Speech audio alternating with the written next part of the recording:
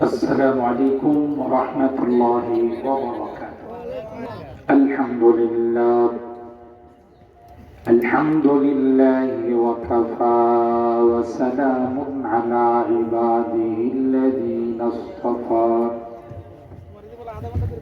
أما بعد فقد قال الله تبارك وتعالى في كلامه المجيد وفي فرقانه الحميد. أعوذ بالله من الشيطان الرجيم. بسم الله الرحمن الرحيم. ومن آياته أن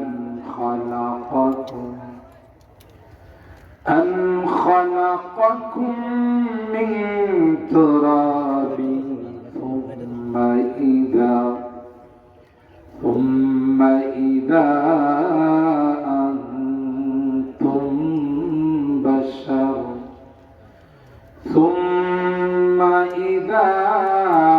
أنتم بشر تنتشرون. وقال تعالى في آية أخرى وأن المساجد لله فلا تدعوا مع الله أحدا. وقال النبي صلى الله عليه وسلم تفكروا في خلق الله ولا تتفكروا في الله فإنكم لن تقدروا قدرا أو كما قال عليه الصلاة والسلام. بارك الله لنا ولكم في القرآن العظيم ونفعنا وإياكم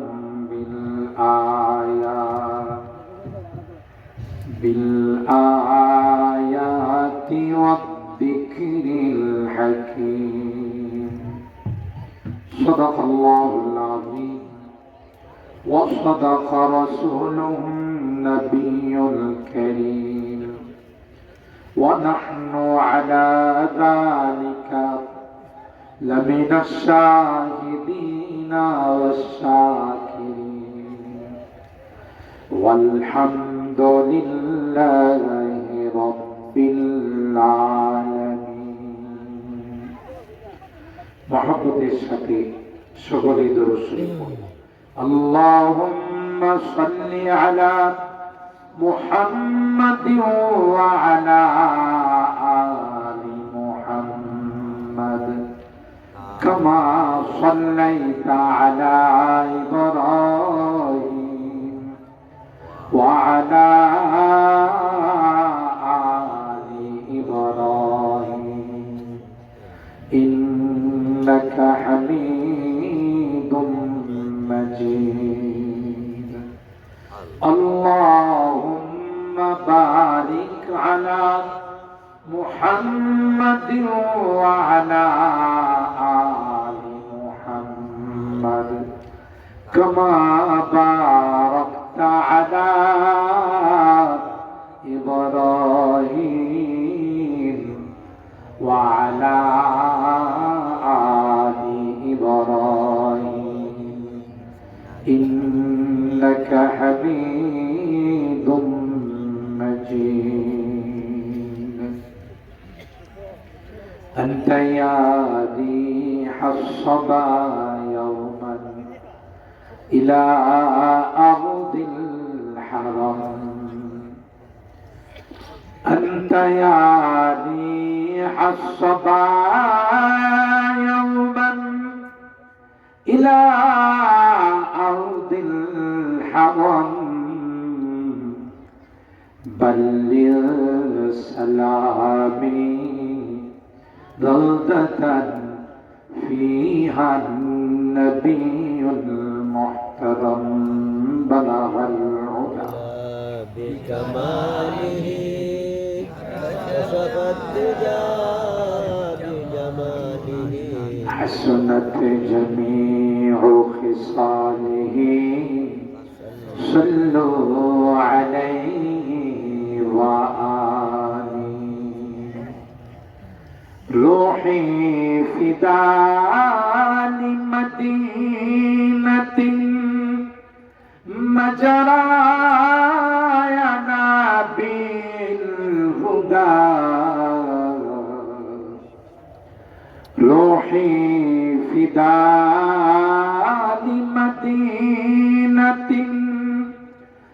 مجرايا نبي الهدى وفي مهداه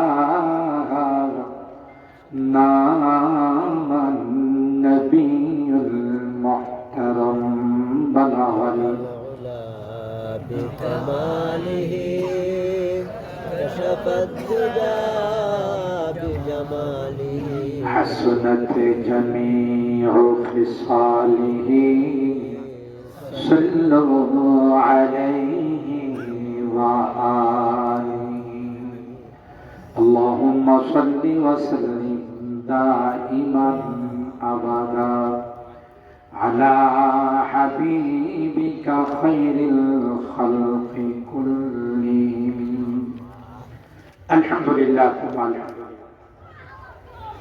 সাতিয়ান বলিবাড়ি যুব সমাজ ও জামে মসজিদের উদ্যোগে আয়োজিত 17তম বার্ষিক ইসলামী মহাসম্মেলনে সম্মানিত সদর হযরতুল আল্লামা শামসুল হক সাতিয়ানি দামাত বারাকাতুহুম উস্তাদুল আসাতিজা পীরে কামেল সিনিয়র শিক্ষক জামিয়া ইসলামিয়া ইউনুসিয়া ব্রাহ্মণবাড়িয়া সহ সভাপতি হিসাবে উপস্থিত আছেন ঐতিহ্যবাহী তাজুল উলুম মালিহাতা মাদ্রাসার সম্মানিত শেখুল হাদিস ও মুহতামিম হযরতুল আল্লামা আবুল কাসিম সাহেব উপস্থিত আছেন উস্তাদুল আসাতিজা শেখুল হাদিস হযরতুল আল্লামা মারিফত আলী সাহেব খতিব সাতিয়ান কেন্দ্র জামে মসজিদ ও নাজিমে তালিমাত জামিয়া তাজুল উলুম মালিহাতা মাদ্রাসা আরো উপস্থিত আছেন উস্তাদুল হুফাজ ওয়াল কুরআ আমার উস্তাদে মুহতারাম হযরত আলহাজ হাফেজ মুশাররফ হোসেন সাহেব পরিচালক আব্দুল গফুর তাহফিজুল কোরআন মাদ্রাসা সাথিয়া হযরত উলামায়ে কেরাম বেরাদারান ইসলাম পর্দার আড়ালের মা ও বোনেরা আল্লাহ পাকের দরবারে লাখো কোটি শুকরিয়া যে রব্বে কায়নাত পবিত্র শাবানুল মুআজ্জাম মাসে 3 তারিখ দিবাগত 4 তারিখের রাতে আজকে এই জান্নাতি বরকতি মাহফিলে আমাদের কিছু মানুষকে আসার বসার এবং কোরআনে কারীমের মূল্যবান নসিহা শোনার তৌফিক দান করেছেন এই জন্যে অন্তরের অন্তঃস্থল থেকে কালিমাতুশ শুকর আদায় করি জোরে সুরে বলি আলহামদুলিল্লাহ আর একটু জোরে বলি আলহামদুলিল্লাহ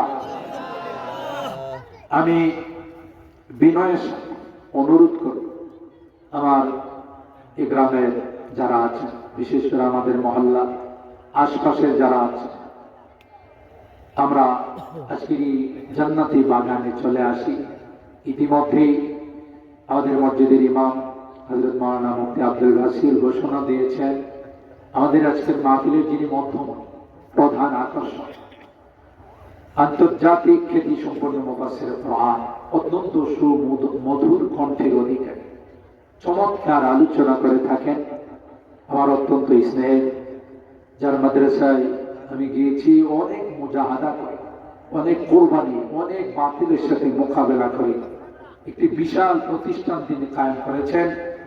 তিনি আর কেউ নন, আমাদের সকলেরই সুপরিচিত ব্যক্তিত্ব হযরতুল আল্লামা হাফেজ কারি শোয়েব আহমদ আশরাফি দামাত বারাকাত। অনেক শ্রদ্ধা করেন, সেই জন্য তিনি আসার সাথে সাথেই চলে আসছেন। আমাকে বলছেন যে ওদের আমি অন্য কোনো প্রোগ্রাম তেমন রাখি নাই, যেহেতু আপনার প্রোগ্রাম, তাই আমরা আর বিলম্বিত না করি, সময় এদিক সেদিক নষ্ট না করে প্যান্ডেলের মধ্যে চলে আসি। আবহাওয়াটা খুব সুন্দর, না গরম না ঠান্ডা, কি বলে? কিছুদিন আগেও যে ঠান্ডা ছিল, এখানে বসলে তো উত্তরের হাওয়া দিয়ে আপনাদেরকে উড়াই দিত, কিন্তু আজকের এই আবহাওয়াটা অনেক সুন্দর, চমৎকার। আলহামদুলিল্লাহ, পরিবেশ ভালো, মাছটাও সুন্দর, আয়োজনটাও সুন্দর, সাউন্ড সিস্টেমও সুন্দর, ঠিক না? অনেক সুন্দর আওয়াজ হচ্ছে, ক্লিয়ার। তো সকলের সহযোগিতায় মাহফিলটা অনেক চমৎকার। শুধু একজনের দ্বারা মাহফিল চমৎকার হয় না, প্যান্ডেল, মাইক সিস্টেম, এবার আলোচক বৃন্দ, আপনারা যারা আছে, সবচেয়ে বেশি মাহফিল চমৎকার হয় শ্রোতাদের দ্বারা, ঠিক কিনা বলে? বক্তা যদি এসে দেখে প্যান্ডেল কানায় কানায় শ্রোতা দিয়ে ভরে গেছে, তখন বক্তার ভিতর থেকে আলোচনা এমনিতেই চলে আসে। তাই এখনো যারা আসি না, হয়তো কেউ কেউ নামাজের পর খাওয়া দাওয়া করার জন্যে একটু ঘরে গেছি, বাড়িতে গেছি, আমরা দেরি না করে চলে আসি।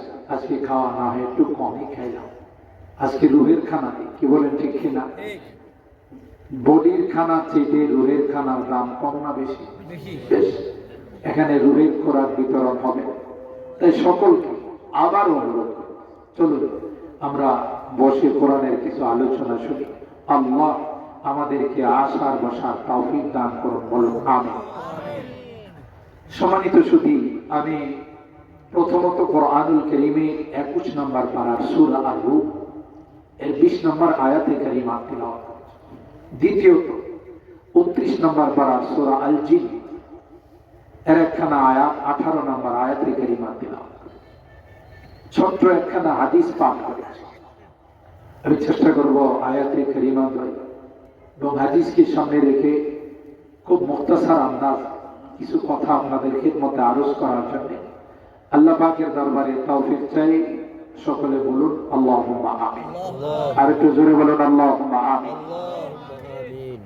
আমি যে আয়াতে কারিমা তিলাওয়াত করেছি, ওখানে আল্লাহ তাআলা টোটাল 6টি আয়াত, আয়াত নাম্বার 20 থেকে নিয়ে সূরা আর-রূমের 25 নম্বর পর্যন্ত 6খানা আয়াতে আল্লাহ বিভিন্ন আঙ্গিক তার কুদরতের নিদর্শন নিয়ে আলোচনা করেছে।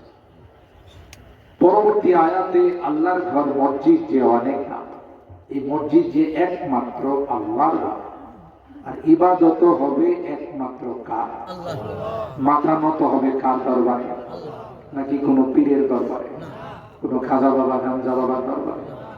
না, মাথাটা শুধুমাত্র একমাত্র কেবল আল্লাহর সামনে নত করতে হবে। ও আন্নাল মাসাজিদা লিল্লাহ ফালা তাদউ মা'আল্লাহি আহাদা। মসজিদ একমাত্র কার ঘর? জোরে বলুন আল্লাহর ঘর। সিজদা হবে কার? ইবাদত হবে কার? বলুন বলুন কার? আল্লাহ। এই বিষয়ের উপরে কিছু কথা কোরআনে কারীমের এই আয়াত সামনে নিয়ে আপনাদের খিদমতে আরজ করব ইনশাআল্লাহ। চলুন, সময় যেহেতু শর্ট, এর মধ্যেই ভূমিকা ছাড়াই আলোচনায় চলে যাচ্ছি। শুধু এতটুকু ভূমিকার মধ্যে বলবো, যখনই রজব মাস চলে আসে তখন থেকে আল্লাহর হাবিব আমাদেরকে একটি দোয়া শিখেছে, তাই না? যে দোয়াটা মসজিদের মধ্যে ইমাম সাহেব হুজুর, খতিব সাহেব হুজুর আলোচনা করেছেন, আমরা অনেকে মুখস্থ করেছি। বলুন আমার সঙ্গে আল্লাহুম্মা, সবাই বলুন আল্লাহুম্মা বারিক লানা ফি রাজাবা ওয়া শাবান ওয়া বাল্লিগনা রমাদান। আবার বলুন আল্লাহুম্মা বারিক লানা ফি রাজাবা ওয়া শাবান ওয়া বাল্লিগনা রমাদান। যার অর্থ হলো, হে আল্লাহ, আপনি বরকত দান করুন আমাদের জন্য রজব এবং শাবান মাসে। সুবহানাল্লাহ। কোন মাসে? রজব এবং শাবান মাসে আপনি রজব এবং শাবান মাসে আপনি আমাদের জন্য বরকত দান করুন। আমিন বলেন। ওয়াবাল্লিগনা রমাদান, এবং অনেক বরকতি মাস, সমস্ত মাসের লিডার, সমস্ত মাসের সর্দার, যে মাসে আল্লাহ 11 মাসে সমস্ত গুনাহ মাফ করে পবিত্র করে দে, এই মাসটার নাম কি? রমজান। সবাই কয় না? রমজান। রমজান মাস। ঠিক কিনা বলে? এই রমজান মাস পর্যন্ত আল্লাহ আমাদের হায়াতে আপনি বরকত দান করুন। আমিন বলেন। এই দোয়াটা আমরা পড়তে পারবো না ইনশাআল্লাহ। আল্লাহ আমাদের তৌফিক দান করুন।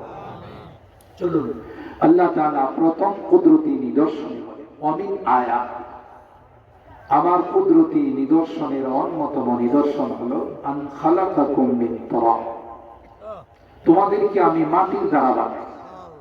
কিসের দ্বারা?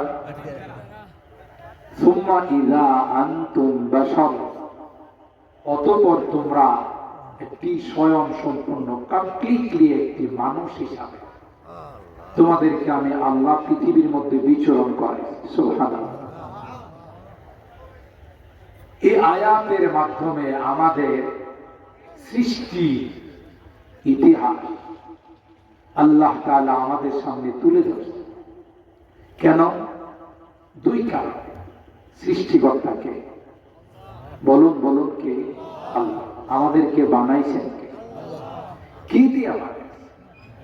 আমি এত বড় দেহের মালিক কিভাবে হলাম? কি ছিলাম? কি হয়েছি? কোথায় যাব? এটা হলো মানব জীবনের টার্গেট। আর এই টার্গেট যারা ভুলে যায় এরাই সবচেয়ে বড় বোকা। আল্লাহ বলেন তোমাদেরকে আমি মাটির দ্বারা সৃষ্টি। মুফাসসিরিন ইকরাম এই আয়াতের তাফসীর করতে গিয়ে দুইটা ব্যাখ্যা করেন। একটা হলো বিখালকি আবিকুম আদম মিন তুরাব, তোমাদেরকে বানাইছি মানে তোমরা তো সন্তান কার? আদম। আপনারা একটু কথা বললেন তাহলে সুন্দর হয়। বলেন একটু, সন্তান আমরা কার? আদম আলাইহিস সালাম, তাই না? আমাদের আদি পিতাকে বলুন, আদম আলাইহিস সালাম। আমাদের আদি মাতাকে হাওয়া আলাইহাস সালাম, ঠিক না? তো আদমকে আল্লাহ প্রথমে কি দিয়ে বানাইছেন? মাটি। আদমের স্ট্রাকচার আছে, বডিটা আল্লাহ মাটি দেয়া বানায়া বহুদিন রেখে। ইবলিসটা মাঝে মধ্যে এই বডিটাকে ত্যাগ করে, মানুষ ত্যাগ করে খানায় খাবার, হ্যাঁ ত্যাগ করে আদমের বডিকে। বুঝলেন? এটা হলো হের কাম। যত উল্টা কাম আছে এই কার কাম? কথা বাড়া ইবলিসের কাম। ইবলিসে আদম আলাইহিস সালামকে ত্যাগ করে মুখে দিয়া ঢুকে, পিছন দিয়া বের হয়, আবার পিছন দিয়া ঢুকে মুখ দিয়া বের হয়, আর মনে মনে চিন্তা করে এটা কি বানাইছে। তখন তো আল্লাহ আদমকে আদম হিসাবে কি করেন নাই? আত্মপ্রকাশ করান নাই, প্রকাশ করে। তো ইবলিস ত্যাগ করে আর চক্কর খায়, আর দাঁড়ায় দাঁড়ায় চিন্তা করে এটা আল্লাহ কি বানাইছে, কি হবে এটা ভবিষ্যৎ। এগুলো ইবলিসের অবস্থা। তো আল্লাহ তাআলা অনেকদিন এইভাবে বডিটা বানিয়ে রেখে দেয়। ওয়ালাকাদ খালাকনাল ইনসান মিন সালসালিন মিন হামাইন মাসনুন, সূরা আল হিজরের মধ্যে আল্লাহ এই আয়াত। সালসাল মানে হলো ওই মাটি, খড়খড়া মাটি। মিন হামাইন মাসনুন, খড়খড়া মাটি। যেমন পাতিলের মধ্যে, মাটির পাতিলের মধ্যে যদি আঙ্গুল দেয়, এটা পোড়া কম হয়েছে না বেশি হয়েছে? আগে যেমন আমাদের মাদা দিয়ে পাতিল রাখতেন, টোকা দিয়ে দেখতেন এটা কি আসলে পূর্ণাঙ্গ পোড়া দেওয়া হয়েছে না কাঁচা আছে, ঠিক না? এরকম একটা টন টন আওয়াজ করে এটাকে মিন হামাইন মাসনুন বলে। আল্লাহ রাব্বুল আলামিন এইভাবে বানায়া পরবর্তীতে হযরতে আদমের বডির মধ্যে আল্লাহ রূহ দিলেন। এই যে একটা বডি স্ট্রাকচার আল্লাহ বানায় আছে, পরবর্তীতে এর মধ্যে আল্লাহ রূহ দান করেন। সুবহানাল্লাহ বলেন। সুবহানাল্লাহ। রূহ দান করার অনেক লম্বা ইতিহাস, এগুলো হাদিসের কথা, একটাও কোনো চটি বইয়ের গল্প কিসসা কাহিনী নয়, বুখারী শরীফে আছে। রূহ দেওয়ার পর আদম আলাইহিস সালাম একটা হাসি দিলেন। আচ্ছা। হাসি দিলেন, কি দিলেন? হাসি দেওয়ার পর তিনি তার মুখ দিয়ে যে শব্দটা বের হলেন সেটা হলো আলহামদুলিল্লাহ। আলহামদুলিল্লাহ। কি বলেছেন? প্রথম শব্দটাই বের হলো আলহামদুলিল্লাহ। এই জন্য হাসি দেওয়ার পর কি বলা সুন্নত? বলেন বলেন, আলহামদুলিল্লাহ বলা সুন্নত। ফেরেশতারা চতুর্দিকে বসা ছিলেন, ফেরেশতারা সাথে সাথে তার জবাব দিবেন ইয়ারহামুকাল্লাহ। কি জবাব দিছেন? যে আল্লাহ তোমার উপর রহম করো, এই জবাব দিছে ফেরেশতা। এরপরে আল্লাহ তাআলা, এরপরে যারা শুনবে তাদেরও আরো দোয়া আছে, আমি সেদিকে গেলাম না। এরপর ফেরেশতারা বসা আছে, আল্লাহ পাক হযরতে আদমকে বললেন এদেরকে সালাম করো। আদম আলাইহিস সালাম তখন তাদেরকে আসসালামু আলাইকুম এই বলে সালাম করলেন। আল্লাহ পাক বলেন এরপরে তারা কি জবাব দেয় সেদিকে তুমি খুব সূক্ষ্ম কান লাগায় আসো। যখন ফেরেশতারা জবাব দিলেন ওয়া আলাইকুমুস সালাম ওয়া রাহমাতুল্লাহি ওয়া বারাকাতুহু, আল্লাহ বলেন ওয়া তাহিয়াতুকা ওয়া তাহিয়াতু যুররিয়াতিকা ইলা আদম ইলা ইয়াউমিল কিয়ামah। সুবহানাল্লাহ। সুবহানাল্লাহ। যে জবাবটা ফেরেশতারা দিল, আপনি সালাম দিলেন আর এই জবাবটা ফেরেশতারা দিল, এটাই, এই জবাবটাই কিয়ামত পর্যন্ত আপনার সন্তান যারা আসবে তাদের জন্য অভিবাদন হিসাবে, দেখলেই যে স্বাগতম, আহলান সাহলান মারহাবা, এটা হলো আপনার যুররিয়া, আপনার সন্তান যারা আসবে তাদের জন্য আল্লাহর পক্ষ থেকে অভিবাদন। একজন মুসলমান রাত্রির আধারে আমাবস্যা রাত্রিতে দূরের থেকে যখন একটা কালো ছায়া দেখে মনে মনে কিছু ভয় লাগে না? লাগে লাগে। এটা কি আসল মানুষ না কোনো কামলা? ঠিক। কামলা বুঝেন তো? এত রাত্রি কালো একটা ছায়া দেখা যায়, না জানে সে ভালো মানুষ না ডাকাত নাকি কোনো চোর। দূরের থেকে যখন ওই লোকটা বলবে আসসালামু আলাইকুম, নিঃসন্দেহে তার অন্তর থেকে ভয়টা কেটে যাবে। সে বলবে আজ যাই হোক এই লোকটা কোনদিন খারাপ লোক হতে পারে না, কারণ খারাপ হলে কোনদিন আমাকে সালাম দিত না।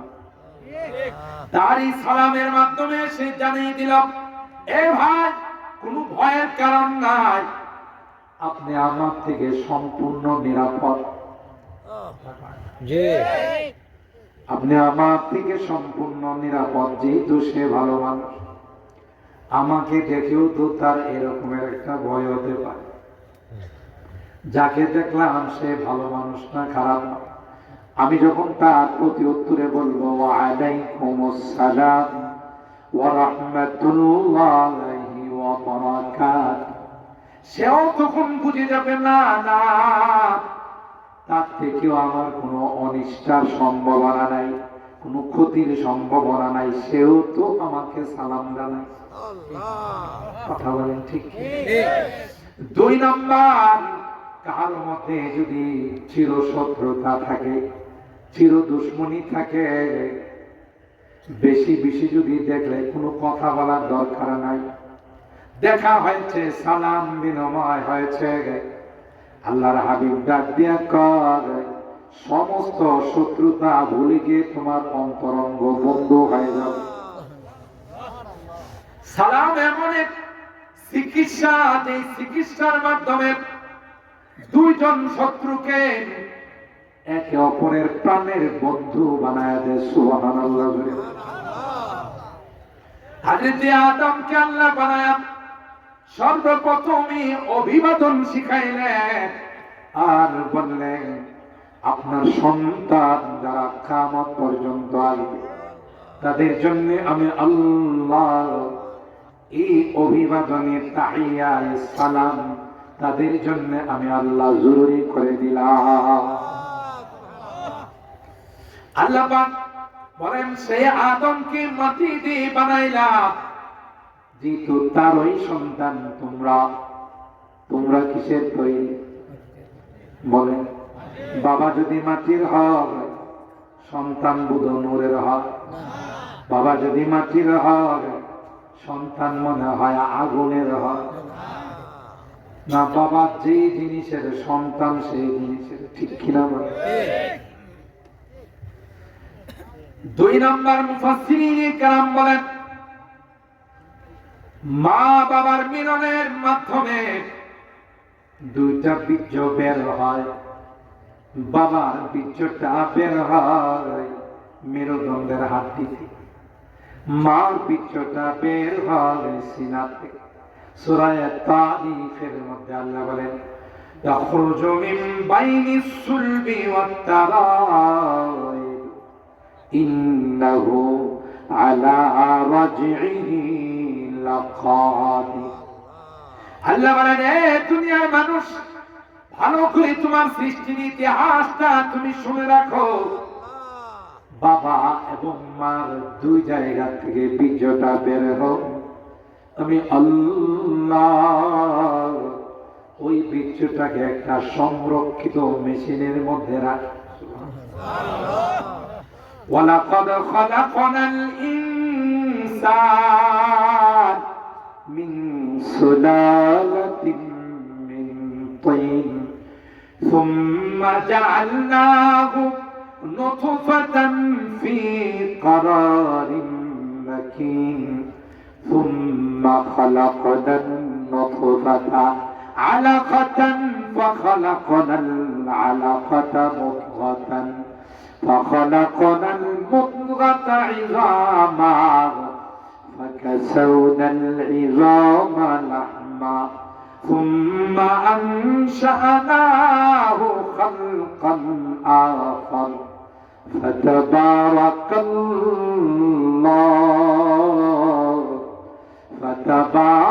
الله أحسن الخالقين. سبحان الله. বলেন, এ গোলাম, ওই বীর্যটাকে আমি আল্লাহ সংরক্ষিত মেশিনের মধ্যে রেখে ক্ষান্ত হয় না, এর মধ্যে আমি আল্লাহ কারিগরি করছি। কারণ পানির মধ্যে কারিগরি করার, পানির মধ্যে আর্ট করার, পানির মধ্যে নকশা করার ক্ষমতা পৃথিবীর কারো নাই, একমাত্র কেবলমাত্র কার আছে? আরো জোরে বলতে হবে কার? তিনি যাকে ইচ্ছা যেভাবে ইচ্ছা সেভাবে বানান, ঠিক কিনা বলে? কিসমত কিয়া হর শাই কো কসাম আজল নে, কিসমত কিয়া হর শাই কো কসাম আজল নে, जिस चीज को जिसके लिए काबिल नजर आया, बुलबुल को दिया नाला व परवाना को जलना, बुलबुल को दिया नाला व परवाना को जलना, गम हमको दिया सबसे जो मुश्किल नजर आया, गम हमको दिया सबसे मुझे मुश्किल नजर आया। প্রত্যেকটা জিনিসকে আল্লাহ বানাইছে যার জন্য যে জিনিসের দরকার প্রয়োজন সেটা আল্লাহ তাকে। সকালবেলা হলে কুকি কি মধুর কণ্ঠে টু টু করে ডাকে, ঠিক না? কি এটা কুকিল বলে, মধুর কণ্ঠে ময়না গান গায়, মেহমান ফিরিয়ে দাও, ঠিক? কে এগুলো দিছে?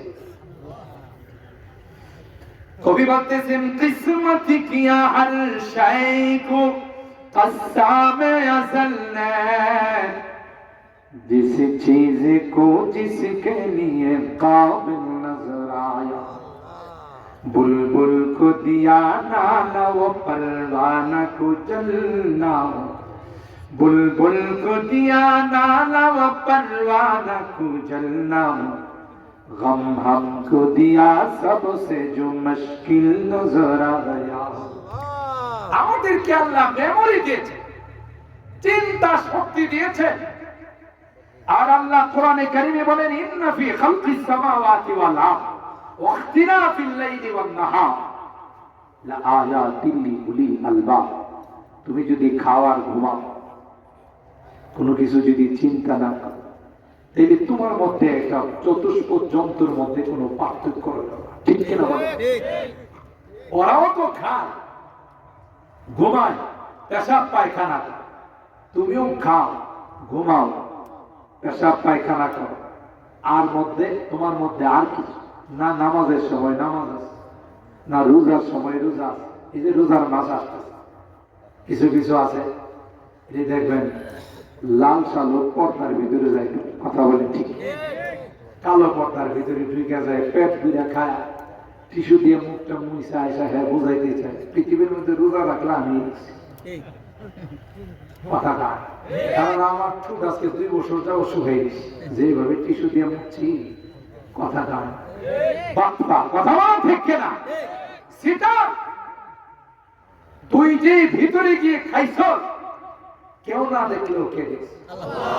জোরে বলেন আল্লাহ দেখে নাই? আরেক বাচ্চাদেরও যারা এই হোটেল খোলা রাখে রমজান মাস, কথা বলেন ঠিক না? ওরা আরেক বাপ, তুমি জানো না রমজানের হুরমত নষ্ট করলে, রমজানকে বেইজ্জত করলে আল্লাহ এমন রূপ তোমারে দিবে, ব্রাহ্মণবাড়িয়া চিকিৎসা নয়, ঢাকা থেকেও চিকিৎসা পায়। কথা বলেন ঠিক না? কারণ রমজানের ইজ্জত নষ্ট করছ। আল্লাহ কয় ঠিক আছে, তোর খবর আছে। দাম বাইরা টেস্ট করছে, ডাক্তাররা কই কোনো রোগী পাই না, রেফার করছে ঢাকা। ঠিক কিনা বলে? ওখানে গিয়েও টেস্ট করতে করতে জীবন শেষ, কথা পায় না। ওই যে ব্যবসা করছে রমজানে, আল্লাহকে তোর ব্যবসা দেখাই, ঠিক না? ব্যবসা দেখাই, সাবধান, রোজা রাখো না এক অপরাধ, আবার আরেকজনকে রোজা না রাখার ব্যবস্থা করে দিছো, ডাবল অপরাধ। কথা বলেন ঠিক না? এই ডাবল অপরাধ করে রমজানের হুরমত নষ্ট করে, ইজ্জত নষ্ট করে। মনে করো না তুমি পার পায়ে যাবা, তোমার দোকান এলোমেলো হয়ে যাবে, তছনছ হয়ে যাবে, তোমার সংসার তছনছ হয়ে যাবে। কথা বলেন ঠিক না? তো এই যে শুধু খাওয়া, ঘুমানো, আরামায়েশ করার জন্য আল্লাহ দুনিয়াতে পাঠান, ঠিক কিনা? আইশা ইশরাত কে নিয়ে ইনসান नहीं, আইশা ইশরাত কে নিয়ে ইনসান नहीं, याद रखे तू बंदा है मेहमान नहीं।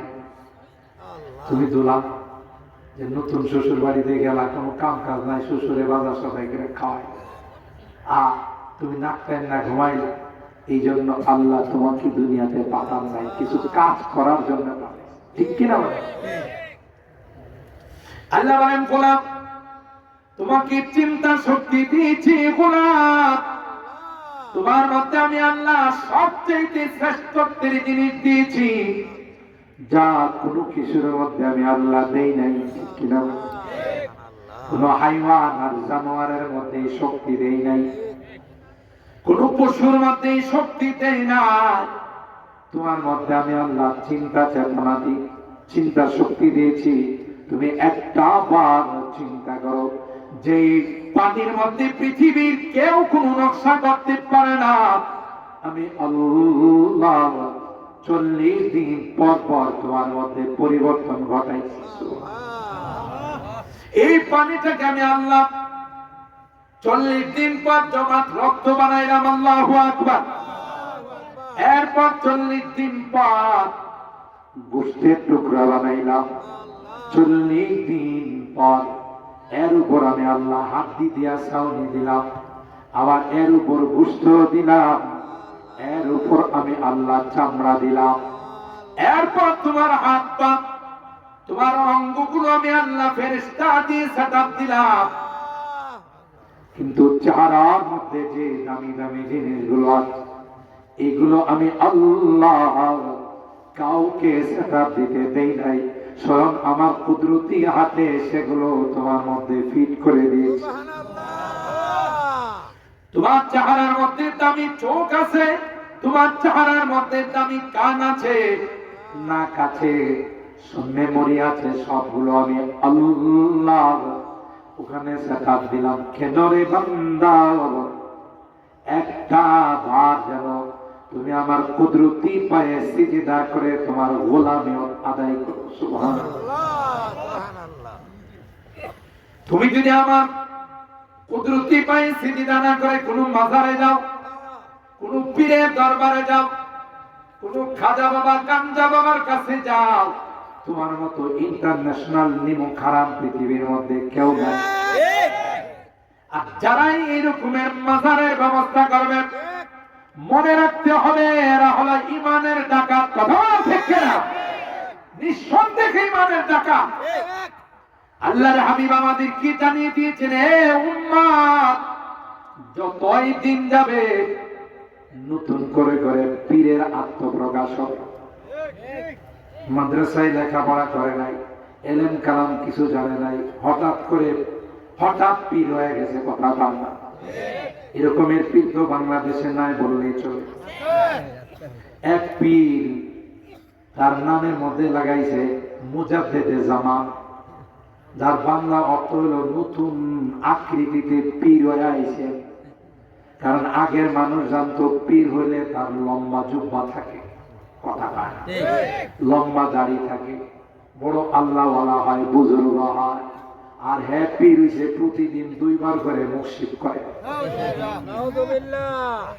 হারামের ব্যবসা করে, সুদের ব্যবসা করে, কথা বলেন ঠিক কিনা?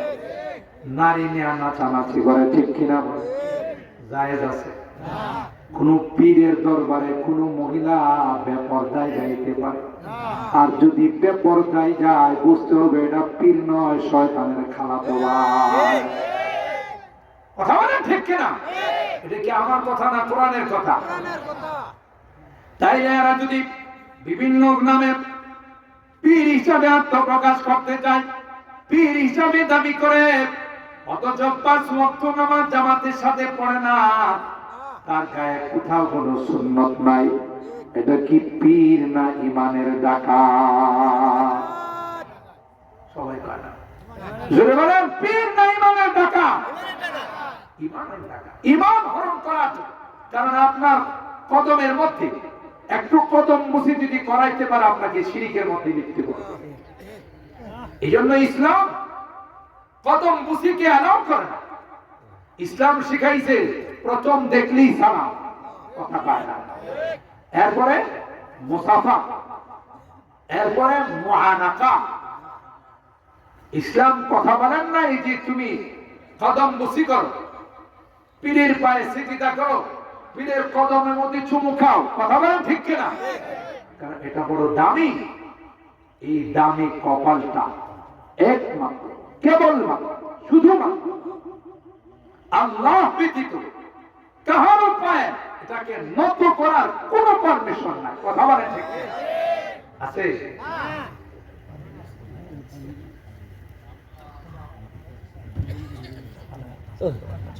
সম্মানিত সুধী, আমাদের প্রধান মেহমান এসে বসে আছেন। আমি শুধু এতটুকু আপনাদের কাজ দিলাম, ইমানের মতো দৌলত পৃথিবীর মধ্যে আর কিছু আছে? জোরে বলেন। সুতরাং যেই জিনিস দামি তার পিছনে চোর ডাকাত থাকে বেশি। স্বর্ণের দোকানের পিছনে চোর ডাকাত থাকে না? থাকে না? ডায়মন্ড, হীরা, মুক্তা, জওহার, এগুলোর পিছনে ডাকাত থাকে না? থাকে না? যদি কোনো কারণে ডাকাতি করে নেওয়া যায়, মালিকের জীবনের লস হয় না? হয় না? আমার আপনার জিন্দগির সবচাইতে বড় দামি জিনিস হলো ঈমান। কথা বলেন ঠিক কিনা? কোন কারণে যদি ঈমানের ডাকাতি হয় যে আল্লাহর কসম আর জীবনে কোনদিন ঈমান নসিব হবে না, কথা বলেন ঠিক কিনা? বেঈমান হয়ে দুনিয়া থেকে যাইতে হবে। আল্লাহ আমাদেরকে এই জাতীয় ধোঁকা থেকে সকলকে হেফাজত করুন, বলুন আমিন।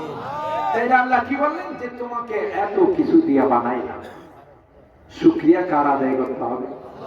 আরো জোরে বলে, শুধু কি বানাইছেন না আমার খাবারের ব্যবস্থাও করছেন। আমি আমার অনেক বয়ানে বলি, মার পেটে থাকতে এক সিস্টেমে আল্লাহ খাওয়াইছে, দুনিয়াতে আসার পর আরেক সিস্টেম। মা বুকের মধ্যে আল্লাহ সন্তানের দুধ জমা করে দিয়েছেন, খাবার জমা করে দিয়েছেন, এরপরে তাকে নরম খিচুড়ি খাওয়াইতে হবে। নরম খিচুড়ির জন্য আল্লাহ জমিনের মধ্যে চিকন চাউল, পোলাওর চাউলের ব্যবস্থা। সুবহানাল্লাহ।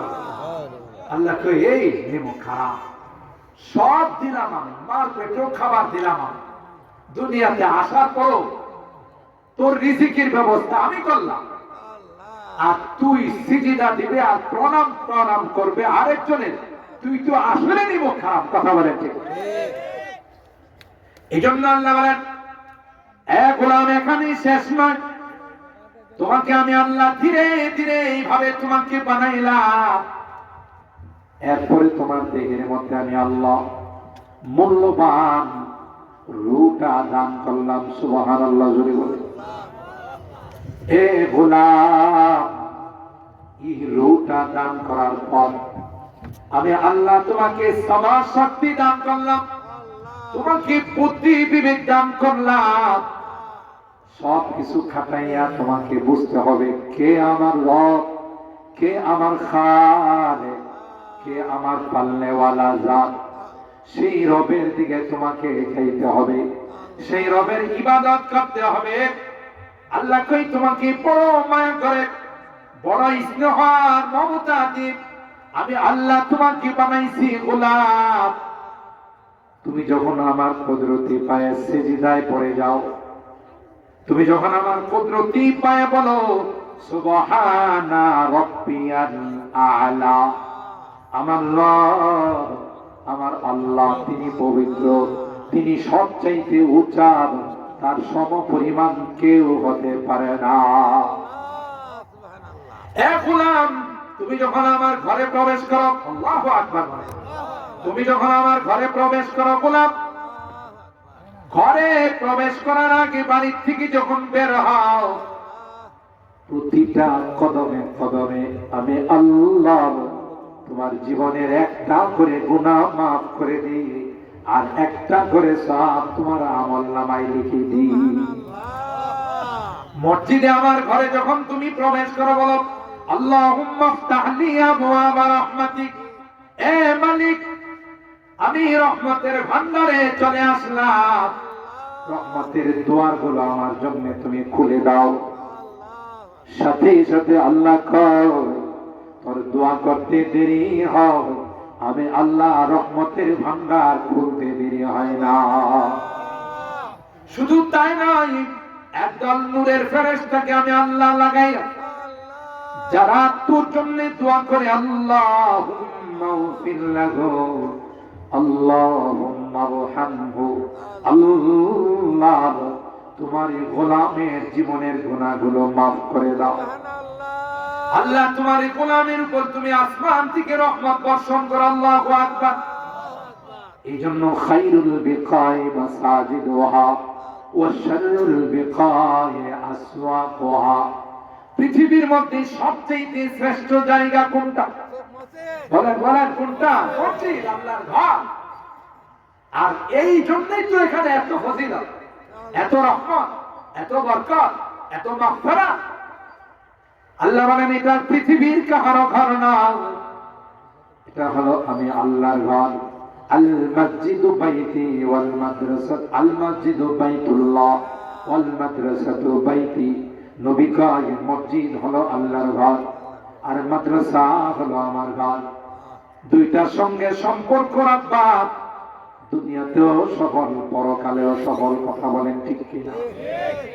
আর জায়গায় দুনিয়াতে যারাই মাদ্রাসা মসজিদের সঙ্গে সম্পর্ক রাখছে, যারাই মাদ্রাসা মসজিদের সঙ্গে মহব্বত আর ভালোবাসা তাআল্লুক রাখছে, আল্লাহ দুনিয়াতেও তাদেরকে ভালো রাখছে, পরকালেও আল্লাহ তাদেরকে শান্তিতে রাখে। আপনার সাথী 2,500 আমি 2,000। আচ্ছা বলবো, তাদেরকে আল্লাহ দুনিয়াতেও শান্তিতে রাখবেন, পরকালেও শান্তিতে। সুবহানাল্লাহ। কারণ মসজিদের সাথে সম্পর্ক রাখা মানে কার সাথে? কথা কয় না, কার সাথে? আল্লাহর সাথে যার সম্পর্ক ভালো থাকবে, এরই কি আল্লাহ কোনোদিন জাহান্নামে দিবে, আগুনে জ্বালাই? নবীর সাথে যাদের সম্পর্ক থাকবে, হাউজে কাউসারের পানি কি আবু জাহেলের খাওয়ায়? উমাইয়ারে, বুশরে, নরেন্দ্র মোদীরে? কথা কয় না। যারা নবীর সাথে মহব্বত রাখবে, তাদেরকে নবী হাউজে কাউসারের পানি নিজের বরকতে হাতে পান করাবে। সুবহানাল্লাহ। আর একবার যারা হাউজে কাউসারের পানি পান করবে, লা ইয়াসমাউ আবাদা, আর কখনো তাদের পিপাসা লাগবে না। সুবহানাল্লাহ। এজন্য মহব্বতের জায়গা দুইটা, মসজিদ মাদ্রাসা আল্লাহ ওয়ালা যা মায়ের রাসূল যা, এখান থেকে সৃষ্টি হয়। এই রকমের সম্বল নিয়ে দুনিয়া থেকে যাইতে পারলে হাসতে হাসতে আল্লাহর জান্নাতে। সুবহানাল্লাহ। আমাদের এই রকমের কিছু পুঁজি পাত্তার দরকার আছে না? জোরে কম। এই পুঁজি পাত্তা না নিয়ে গেলে অবস্থাটা কি রকম? শুধু পিটন আর পিটন। যারা মসজিদের সাথে সম্পর্ক রাখে না, মসজিদে নামাজ পড়তে আসে, মসজিদে তার ছাগল দ্বারা ঢুকে গেলে খাদেম সাহেব কয়, ভাই আপনার ছাগলরা মসজিদে ঢুকে গেছিল, একটু খেয়াল রাখেন। কি কয় খাদেম সাহেব? পিঠের মধ্যে হাত বোলাই, অনেক কিছু নিয়েন না, এটা তো হাইওয়ান জানোয়ার, বুঝে না। আমারই কোনোদিন মসজিদে দেখছেন? কোন তো কেমন বুঝে মসজিদে যায়? এরকমের লোক আছে না নাই সমাজে? আবার কিছু আছে মারিফত বুঝে, এরা নামাজের মতো নামাজ জীবনে একবার পড়লেই চলে। আছে না এরকম মারিফত লাইন? ওরে বাবা, আরো যারা একটু উন্নত হয়ে গেছে, শয়তান তারে প্রধান খলিফা বানায় ফেলাইছে, সেকেন্ড খলিফা না। হ্যাঁ তো কই বলা যে মনের নামাজ বড় নামাজ। কথা পায় এই জাতীয় কোনো কথা শুনলে আপনার আর কোনো দলিল পাত্তার দরকার নাই, বুঝতে বলে এরা শয়তান প্রধান খলিফা বানাইছে। কথা বলেন ঠিক কিনা? নামাজ এই যে সবে মেরাজ, রজব মাস, ওখান থেকে আল্লাহ নবী আমাদের জন্য কি তুফা নিয়ে আসছেন, হাদিয়া নিয়ে আসছেন। নামাজ, 5 ওয়াক্ত নামাজ। বান্দি যখন নামাজ পড়ে, সরাসরি তার সঙ্গে আল্লাহর কথাবার্তা শুনে। সুবহানাল্লাহ। এত বড় দামি ইবাদত নামাজ। এই নামাজ যদি কেউ কয় যে মনে মনে পড়লেই চললো, তাহলে এর কইতে বোঝে দুপুরের খানা, রাত্রের খানা, সকালের খানা মনে মনে খাইলেই চলবে, ঠিক না? তার এই জবাব দিতে হবে। নামাজ খানা যদি মনে মনে খাইলে না চলে, তাহলে নামাজ মনে মনে পড়লে কিভাবে চলবে? কথা বলেন ঠিক কিনা? আল্লাহ নবীর চিঠি বড় পৃথিবীতে কেউ আসিল। নবীর আল্লাহ কি কয়, মওতের আগ পর্যন্ত নামাজ পড়া। কোরআনে আছে না নাই? এর কোন পীর যদি এসে কয় আমার নামাজের ক্লাসটা পাশ করে বানাইছে, একে নামাজের ক্লাস পাশ করছে না শয়তানের ক্লাস পাশ করছে। এইগুলো কিছু কথা আপনাদের এই জন্য বললাম, ইমানটা বাঁচানোর জন্য সতর্ক থাকতে হবে। কথা বলেন ঠিক কিনা? খানা দেখলেই জোর দেন না। কথা কয় আমরা তো এমন মুসলমান, হিন্দুরাও যদি কোনো খানা দেয় ওখানে যায় খাওয়া শুরু করে, অথচ এদের প্রত্যেকটা খাবার গণেশের নামে এরা উৎসর্গ। কথা বলেন ঠিক কিনা? মূর্তি দেবতার নাম। মুসলমান ইমানদার কোনদিন আল্লাহ ব্যতীত অন্য কারো নামে যদি কোনো কিছু উৎসর্গ করে, এটা মুসলমান খাইতে পারে। কথা বলেন ঠিক কিনা? মুসলমান এই জন্য আমাদের এই জিন্দেগিটা বড় কঠিন, সতর্কতার সাথে জিন্দেগিটাতে চলতে হবে। কোন ফাঁকে কোন দিক দিয়ে আমার আপনার ইমান লুটে নিয়ে যাবে। আপনি তো মনে করতেছেন পাক্কা ইমানদার, যাওয়ার সময় দেখবেন যে আপনি খালি হাত, ঠিক না বেন? খাজা পেন্দা রাখেদারদ হাসিলে খাজা বজুজ পিন্দারি। খাজা সাহেব মনে করতেছেন আমি বড় পীর আউলিয়া হয়ে গেছি, আমি মুর্শিদ হয়ে গেছি, আমি বড় কামেল হয়ে গেছি। কবি ডাক দেয়া কয়, না না, আসলে তোমার কামেল হওয়া নয়, তুমি আসলে নষ্ট হয়ে গেছো। তুমি নিচু ইমান হারা হয়েছো, আরো 10 জনকে তুমি ইমান হারা বানাইছো, ঠিক কিনা বলেন? এই জন্য মুসলমান একমাত্র মুক্তির পথ কোথায়? আল্লাহর ঘর মসজিদ, ঠিক কিনা বলেন? মুক্তির পথ উলামায়ে কেরাম, নায়েবে রাসূল, ওয়ারাসাতুল আম্বিয়া, এরা যেহেতু নবীর নায়েব, নবী 24 ঘন্টা উম্মতের জন্য ফিকির করছে, উম্মত যেন জাহান্নামী না হয়। তার নায়েবরাও রাত দিন 24 ঘন্টা ইমানদার মুসলমানদের ইমান যেন কেউ ডাকাতি করতে না পারে, কেউ যেন তার ইমান হরণ করতে না পারে, সেই দিকে তারা সতর্ক থাকে। কথা বলেন ঠিক কিনা? এই জন্য সম্পর্ক রাখবো তো কার সঙ্গে? আল্লাহ, আল্লাহর ঘরের সঙ্গে, নবীর ঘরের সঙ্গে, নায়েবে রাসূলদের সঙ্গে, ঠিক কিনা বলেন? কি লাভ হবে?